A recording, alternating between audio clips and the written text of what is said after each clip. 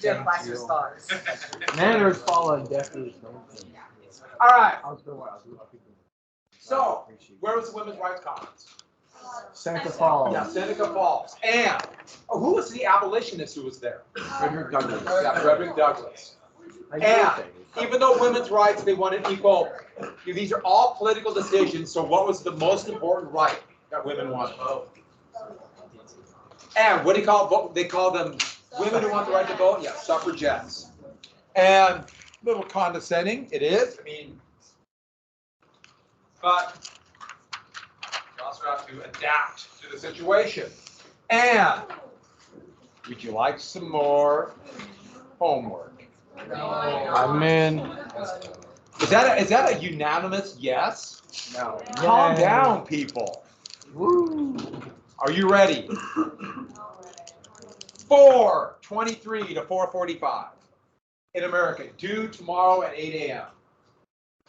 Okay, Tuesday. Hey, isn't it fall back this? Wait, really? Yeah, fall back on Saturday. 4:23 to 4:45. It's the first part of Shackle 10. Sunday's fall back.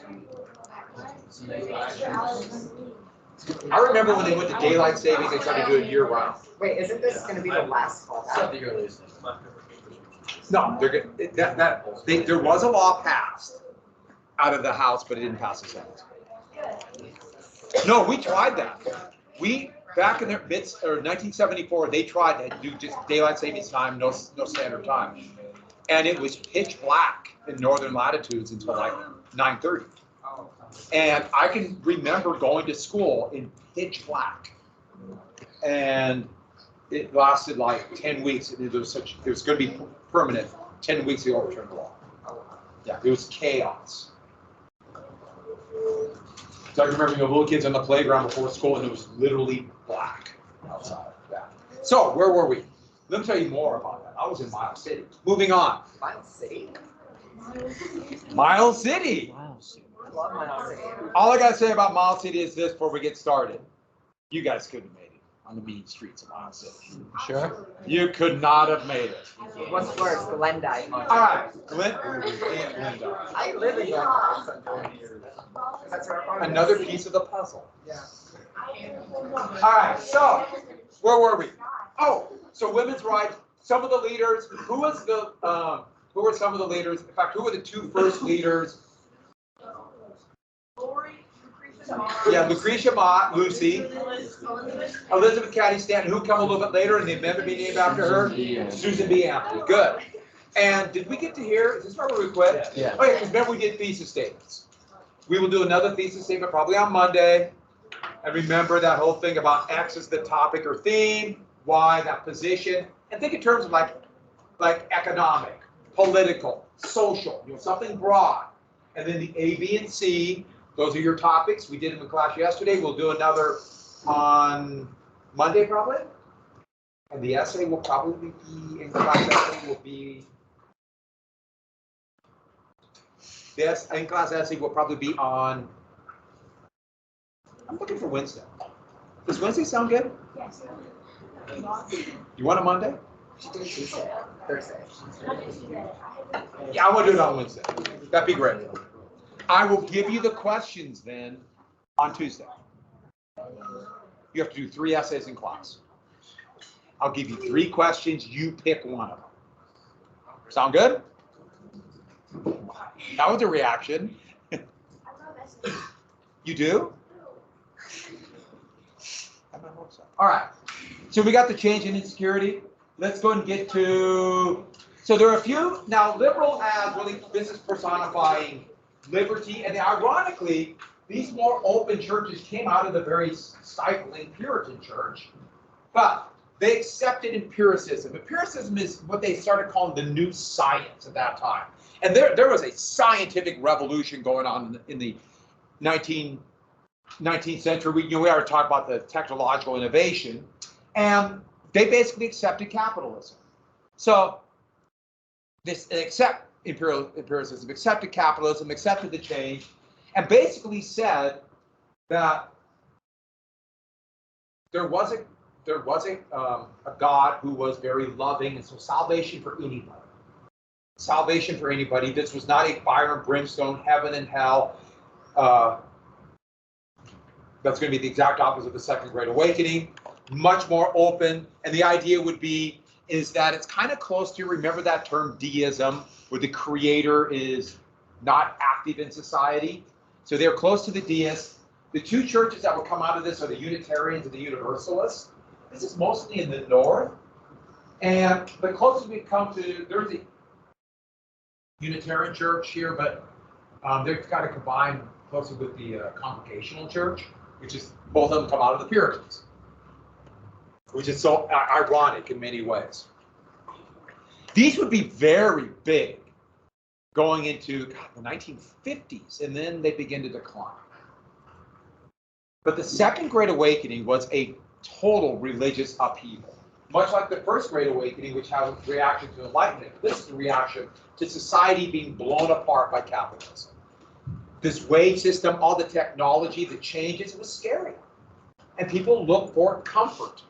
And so, and I can't emphasize this enough, this disruption in society. And it was more like, okay, the disruption is scary, but what's coming next? It must be so much worse.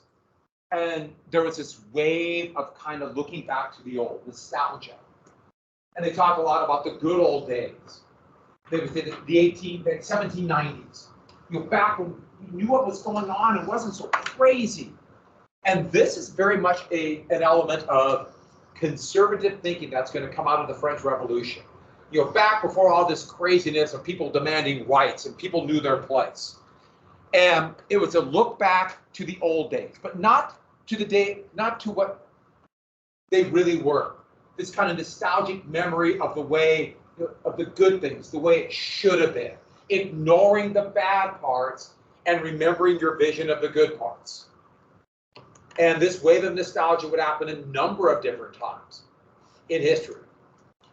So in the disruption of World War I in the first couple of years of the 20s, they look back to the 1890s.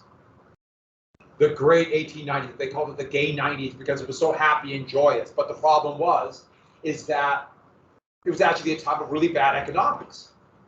In the Great Depression, they look back to the 20s and forgot all the bad parts. They called it the Roaring 20s, where it was so exciting. I can vividly remember, speaking of the 1970s, earlier, they would look back to the 1950s. And I can remember during the bad economic times of 2007 through about 2013, when you were very young, it was back to the 1990s, which I thought was hilarious, and the 1980s.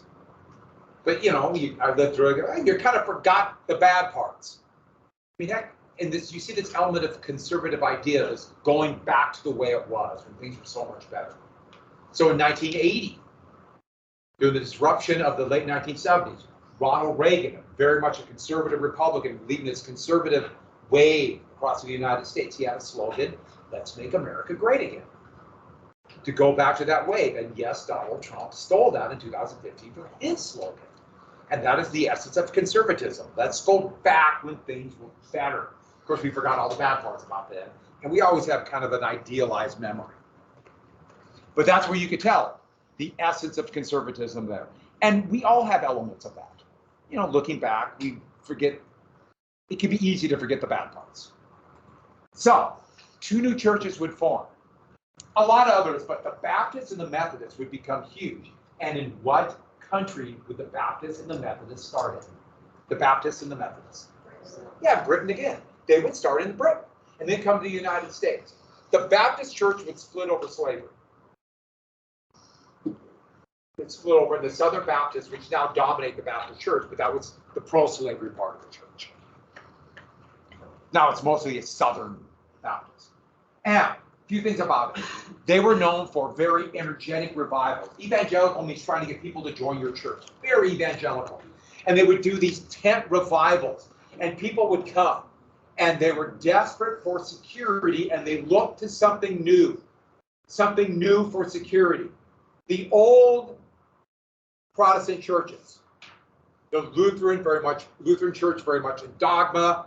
The Puritans very much in this, reading and pouring through the Bible. Seemed like it wasn't working. Let's go for something new. And these were kind of non-denominational or new denominations, new and much different Protestant faiths. And evangelical, you're really trying to get people to join. Christianity is very evangelical. Islam is very evangelical. But for example, Judaism is not. They're not looking for people to join. It's kind of interesting how it's different, both religions. And it was very personal. Your emotional connection, it wasn't so much of doing certain rituals, dogmas like the Catholic or the Lutheran Church. It was more my emotional connection. And the church, the leaders, they were literally called charismatics, and they would hold the people in their sway. And that's where they talked about those who had accepted this new kind of Christianity. Eventually, by and after the Civil War, going to come out of the Second Great Awakening, would be the term "born again." That came out of this era, and there was a lot of talk of you better get right. It's heaven or hell because the end is near. And that is where the beginning of something called the rapture would come out of this Second Great Awakening. And the people who believed that the end was near, that there will soon be a judgment day, and those who believe will go up to heaven and everybody else will die in a fiery Armageddon, were called millennialists. Millennialists. And they believed, so millennialism, and they believe that the end is coming. Now, there's some who believe it's more kind of like more metaphorical. Some literally, the end is coming. And so you're going to get a lot of these subsect, small groups of Christians that would form and saying, they'd actually predict days. February 17th, 1844, the end is here. And they basically accept, they're told to accept the material world, accept capitalism, accept what's going on, because that doesn't matter. What matters is the spiritual. So this is reading certain, like picking parts of the Bible to emphasize, which churches have always done, and emphasizing that accept material world, accept capitalism, accept the wage system, but spiritual, aka the afterlife. That's what matters. Same thing would happen in the when the Christian church really began in the Roman Empire, in the medieval Europe. Who benefits from mostly working class people accepting this new wage system? Who? Yeah, the people who own the capital, the merchants. Who would pay for these revivals? A lot of that money would come for this new capitalists, the new merchants. Accept the wage system. Work hard in the wage system. Now, it doesn't mean I'm not trying to say therefore this is wrong. This is your own personal belief or the personal belief of people. But the point is, this can be like anything else, manipulated. And people don't like being manipulated like that. This is seen as a very personal thing, and yet it's being manipulated for someone's profit. It's like I'm going to be clear about. There's lots of gray areas here. And the burnt-over district, this area of upstate New York, would be known for growing religions. This is where you have also the anti-slavery movement, a bunch of different small denominations that the church would try to discredit and call them something. You might have heard this word, a cult. Some would become mainstream, some would disappear. Here are Shakers who would go into this kind of religious ecstasy, whatever, and like be overtaken and speak in tongues and wave and move with, as they saw, with their views of God. Oh, one more thing. It's no coincidence that Seneca Falls would be right here, just because this was such a turbulent area, and New York City was also the center of capitalism and finance. It all kind of fits together. You can see like that would be the reaction to it. And so a few more things. Some fringe Protestant movements would start that they would be dubbed cult. Not quite what we call a cult today. It's a little bit different. That was more like you're not real Christians. That's basically what they call it. Cults are, I say cult today, I mean, there might be some quasi-similarities, but it's a little bit something different. Yeah, some special topics we do cult studies. America has a lot of cults. Montana, there's a lot. Back to this. The Shakers, for example, they would become really prominent, but they also believed that yes, you could be married, but they did not believe in any kind of sexual relations between people, so they died out. We're not going to go into the whole details of this, but I think, go home and ask. I think you know what I'm talking about. But another example, the Millerites in 1844, they predicted the end of the world, and they all dressed in these white cloths to be ready, almost like angels, and they went on their roofs and waited for the end, and the end didn't happen. And how did they feel when the end didn't happen? Yeah, that's why they call it the Great Disappointment. They thought they would go up to heaven, and they were almost antsy to watch everybody else die in a fiery hell, because everyone was making fun of them, as you can see here. And this is also talking about the Miller Tabernacle going up, and it didn't happen. They predicted another day. The problem is, when you tell people the end is near, get them all excited, and it doesn't happen, you lose your credibility. They would linger for another 20 years. There's a lot of apocalyptic religions that would do this. Montana would actually have one of the most famous in American history in the 1980s and 90s, called the CUT, or the Church Universal Triumphant. They bought a bunch of area near Yellowstone National Park. You go into Yellowstone and Garrison, it's all CUT land. And they had bomb shelters ready for the apocalypse. So, we're going to jump right to here. Some became more mainstream that did not die away. The mainstream Protestant churches really attacked the Church of Jesus Christ of Latter-day Saints, Mormons, but they would become very mainstream as one of the biggest religions in America today. And the same with Seventh-day Adventists.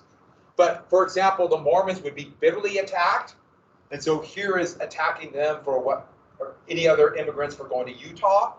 And here their practice of plural marriage was attacked. We will come back to them because when we get to the West. It's one of those things we can.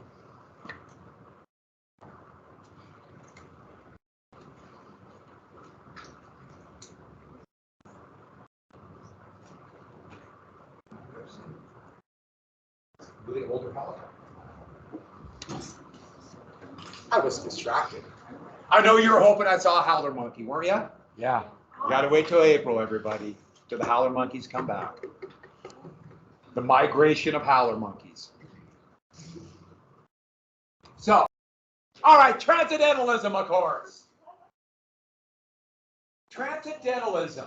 And transcendentalism is this, it's a spiritual idea, it's a reaction to the Industrial Revolution. Of course, if it's spiritual, there's a connection to religion, but it's not really a religion per se. But it really emphasizes the power of the individual. And you can see a lot of paintings and art work at this time of just like one person standing like on mountains or in this open field and seeing, the fog or the all the disruption and smoke. Remember the Industrial Revolution of society below, and they're above it. Like they're transcending above the mess that's the world to their own. You see paintings of like individual trees and things like that. And this is called romantic art, not romantic love. I'll explain in a sec. But I like romantic art in a lot of ways, but it's very much this, I'm going to get above the riffraff. And transcendentalism, one of their main founders in the United States, yes, copying Britain, would be Ralph Waldo Emerson, living in Massachusetts, Salem. And he basically just feared the capitalism and feared the new science called empiricism and feared this, feared what, as he saw it, the money-grubbing capitalism and the greed and the avarice that happens when everything is for sale. And all these scientific inventions that seem to be changing us or trying to pigeonhole us. Most of the science we know today is being invented then. Biology in reality is an invention of the 19th century. I mean, there are a few like William Harvey and others from the 16th century, but it's really coming to its own. So they're like now dividing the world from not philosophy, but like little scientific bits. And it was romantic in its view. Romantic is another example of this conservative nostalgia. Now, when I say conservative, it doesn't mean you're not a liberal and have nostalgia. But the point is, it's kind of a conservative idea to go back. And what they want to do is go back to before, it's not just before capitalism. Go back before the Enlightenment and the scientific revolution. They would romanticize, AKA forget the bad parts about, you see all these paintings of medieval castles. That was a big element of this. And here's a Roman aqueduct going back to before all this science. And there's a lot of like ghosts and mystery. The first ghost stories are going to be, as we know it, will be a romantic work. Dracula, which will be at the end of the century, is a romantic work. And fearing the new science. There's a book called Frankenstein. It's a romantic book in this context. So the Transcendentalists were very romantic. And they looked at this world and they didn't like it. And they wanted to transcend or go beyond this empirical numbers, so the scientific numbers, but also prophets. And they'll step above this and go back to nature. So it's, in Britain, you will see all of a sudden that mountain climbing or hikes or sport go out and do this. And hiking became, go on a walkabout, became a huge deal in Britain during the Romantic era, and it would come to the United States. So go beyond this. And by definition, a couple things about it. If you're going to go beyond this empirical world that's created, you're going to have to be pretty middle class or wealthy. And it's very elitist. They look at those involved with it, they look down their noses at it. Just greedy,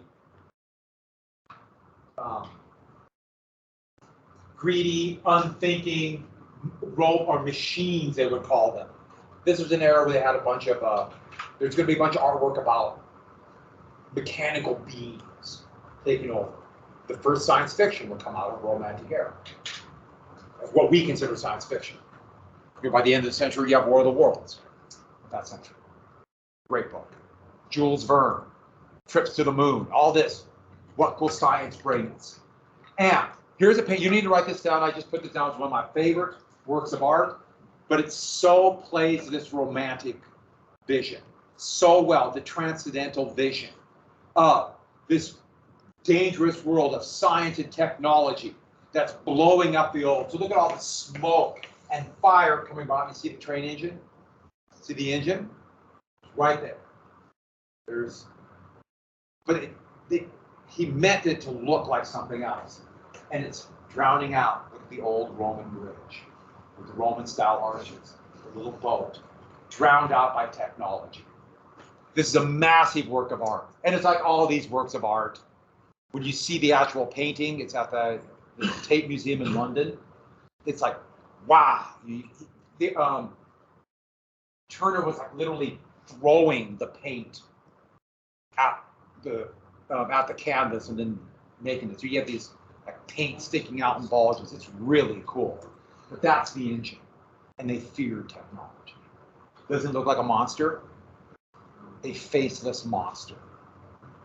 Yeah, good stuff. I like that part of transcendental or romantic art. The transcendentalists, I'm not sure if I like. Very elitist. They look down their nose at people who are deaf. Now you need a wage to survive, and they're looking down their nose at it. So that seems a little short-sighted. But the Hudson River School would be the American version of the romantic art, copying British art again. Started in Britain, but it quickly spread across Europe because it's one of those things like you're sitting there and what's going to become Germany. You can see it coming from Britain. And they would do these landscapes going back to nature.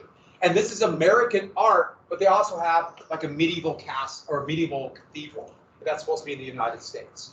But it's just trying to show this kind of generic nature and getting back away from all this technology. But what they really focus on the Hudson River are these dramatic, imaginary paintings of the American West, of the Rocky Mountains. Now, they had no idea, they were just guessing. So they're just these dramatic, it's kind of cool. But that's not really what it looked like. They knew kind of what the Alps looked like through paintings. And so they were kind of drawing the Alps and saying that's in the American Rockies. But Hudson River, probably the most famous transcendentalist was Henry David Thoreau. And he wanted to escape society, tried to create a utopian community called Walden Pond, Walden, and he would write on civil disobedience, and that's probably his most famous work. Has anyone read Civil Disobedience yet? Most of you, it's junior years when you read public science. It's one of the great works of nonfiction literature. And the goal of civil disobedience is it's the duty of every just person to disobey unjust laws. And he wrote it based on an experience of him not paying a poll tax. And in the journal, he said it was his protest against the Mexican War. That's why I have two arrows going down. He's against it, see?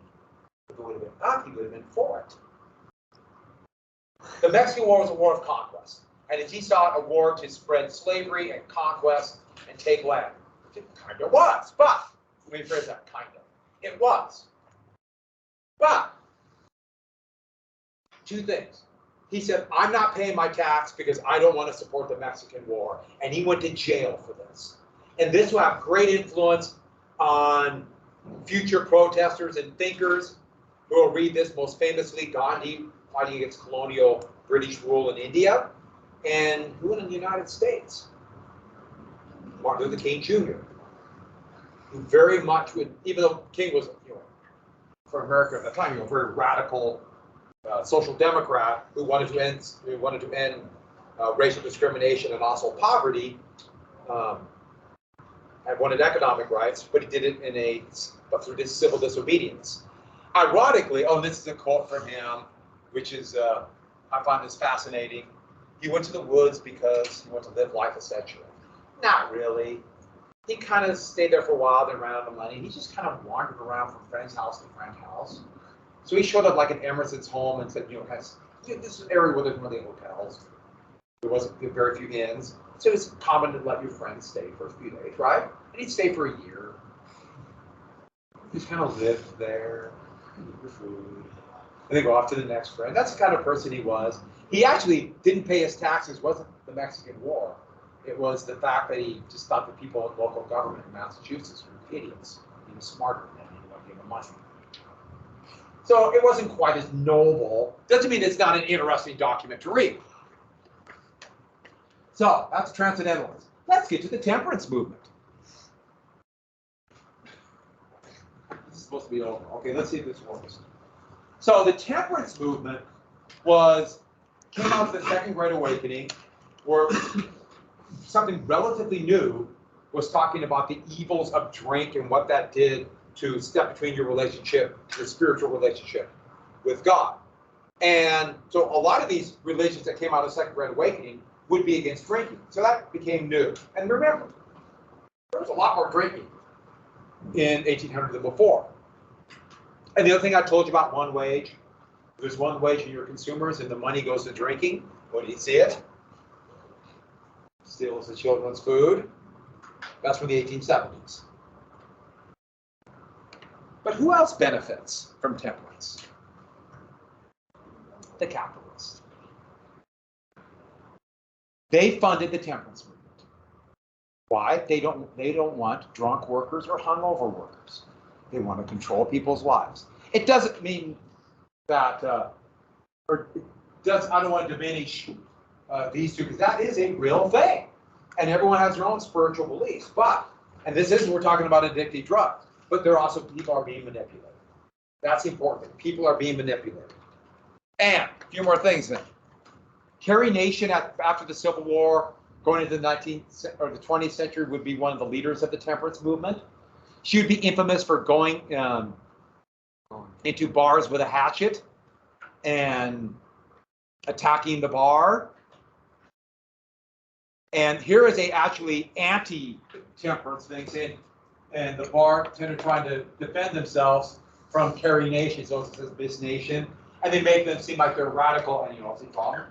Radical women, and they say, wait a minute, drinking's all over the Bible. How can you say this is against religion? Which is one of those, yes it is. And there's this is pretty common out in Maine. I've seen one in Montana too, but I just didn't have a picture.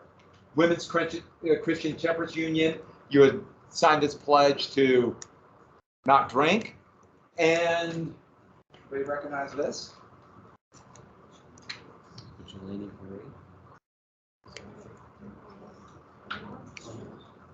That's in front of the Episcopal Church near Women's Park in Helen. The Women's Christian Temperance Union was huge in Montana. Huge. Somewhere 7 feet tall. And so this came, last thing for today, brought down the Protestant work ethic. And this is going to be, come out of the Second Great Awakening, this new industrial world. Why do we adapt? Well, hard work, etc., is your way to salvation. I'll finish this tomorrow. I don't quit. There's no off switch on me. I will work all weekend. Don't you feel good about that? We all make decisions in life. I'll finish this on Monday. I have to look at your essay questions. I hope they're good ones. I change everything. Have a good weekend, everybody.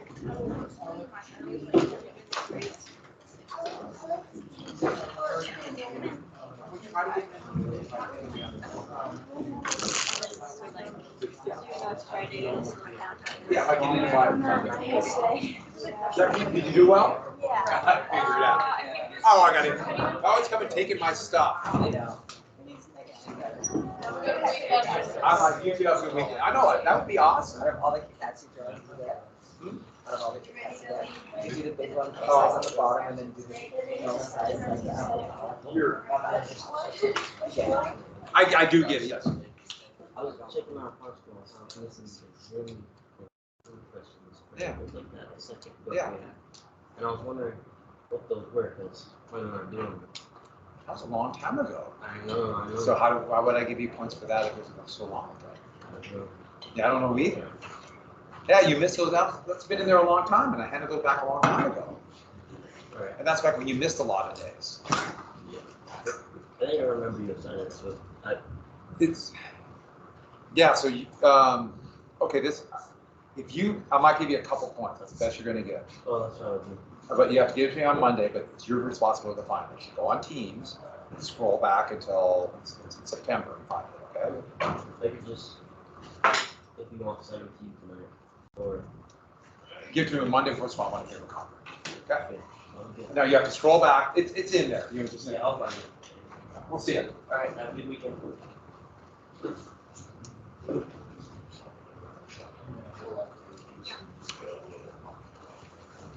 Too late. I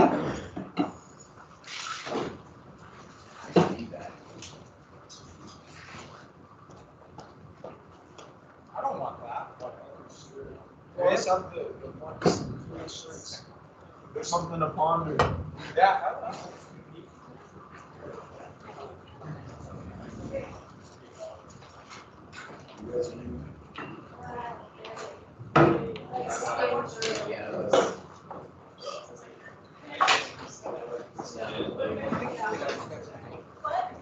It's like demonstration.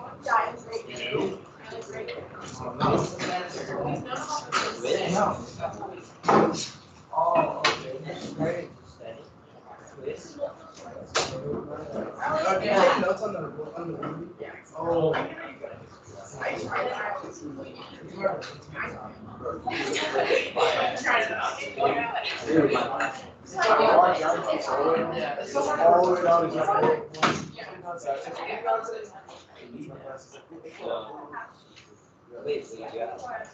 No, I just walked in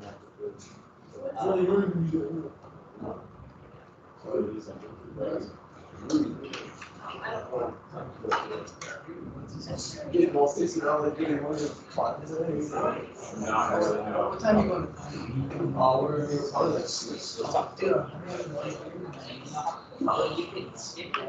yeah. Yeah, mini ball. I already said I'd go with Jake. Yeah, Jake, you climb. Really? Awesome. I gotta go. We should have different times.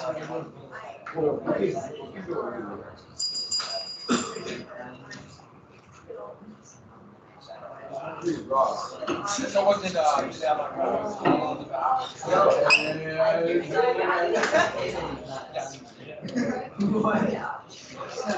There's a couple different kinds. It has a whole description.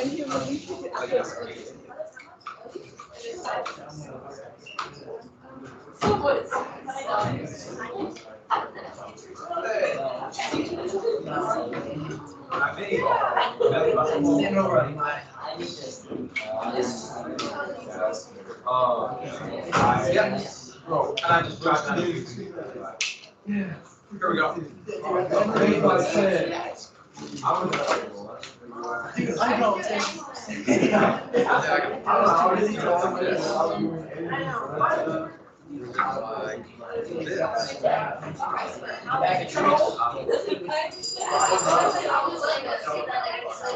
This is actually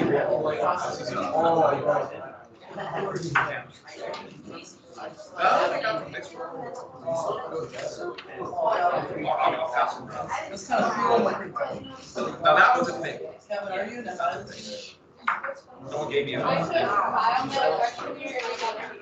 print in the back. All right, everyone, have sheet of paper. Yeah.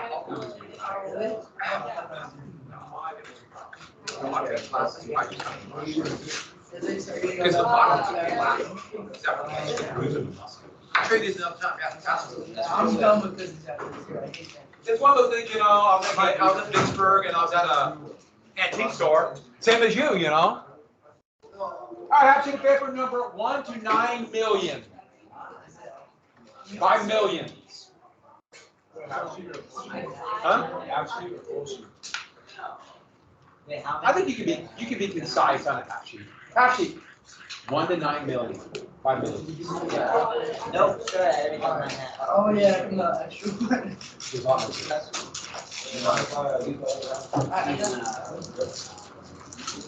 Oh, we're still filming. Everyone, wait. Say goodbye to our viewing audience. There are actually people watching. Yeah, there are a lot of people watching this.